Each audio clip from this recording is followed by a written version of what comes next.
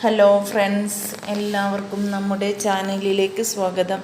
ഇന്ന് ഞാൻ ഇവിടെ ഉണ്ടാക്കാൻ പോകുന്നത് ഒരു പാവയ്ക്ക ഉപ്പേരിയാണ്. ഇത് എങ്ങനെ ഉണ്ടാക്കാമെന്ന് നമ്മൾക്ക് നോക്കാം. അതിനായിട്ട് സ്റ്റൗ ഓണാക്കി ഒരു പാൻ അടുപ്പത്ത് വെച്ച് അത് ചൂടാവുമ്പോൾ ആവശ്യത്തിന് വെളിച്ചെണ്ണ ഒഴിച്ച് കൊടുക്കുകയാണ്. ഏകദേശം വലിയ 4 ടേബിൾ സ്പൂൺ വെളിച്ചെണ്ണയോളം ഞാൻ ഒഴിച്ച് കൊടുത്തിട്ടുണ്ട്.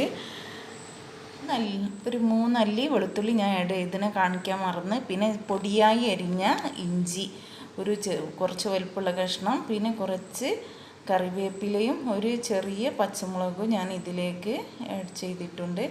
എന്നിട്ട് എല്ലാം കൂടെ നമ്മൾ നല്ലപോലെ ഒന്ന് ഇളക്കി കൊടുക്കണം. ഇനി വെളുത്തുള്ളിൻ്റെയും ഇഞ്ചിൻ്റെയൊക്കെ പച്ചമണം മാറുമ്പോൾ നമുക്ക് പാവയ്ക്ക ഇതിലേക്ക് ഇട്ട് കൊടുക്കാം. നമ്മളൊക്കെ കയ്പ എന്നാണ് പറയൽ.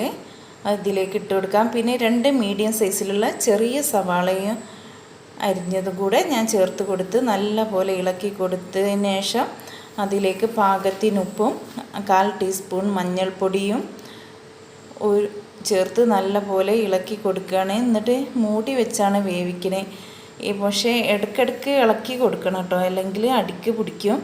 വേവ് ഏകദേശം പാകമാകുന്ന സമയത്ത് നമ്മൾ ഇതിലേക്ക് ഒരു വലിയ തക്കാളി മുറിച്ചത് ചേർത്ത് നല്ല ഇളക്കി കൊടുത്തതിന് ശേഷം ഒന്നുകൂടെ മൂടി വെക്കുകയാണ്. മൂടി കൊടുത്തിട്ട് ഏകദേശം വെന്ത് വന്നപ്പോൾ നമ്മൾ ഇതിലേക്ക് ഒരു 4 സ്പൂണ് കുരുമുളക് പൊടി ചേർത്ത് കൊടുത്തിട്ടുണ്ട്. എന്നിട്ട് ജസ്റ്റ് ഒന്ന് ഇളക്കി കൊടുക്കുക. അപ്പോൾ നമ്മൾ പാവയ്ക്ക ഉപ്പേരി ഇവിടെ റെഡിയായി. ഇത് തീരെ കയ്പുണ്ടാവില്ല, നല്ല ടേസ്റ്റുമാണ്.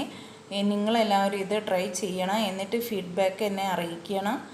Okay, thank you for watching.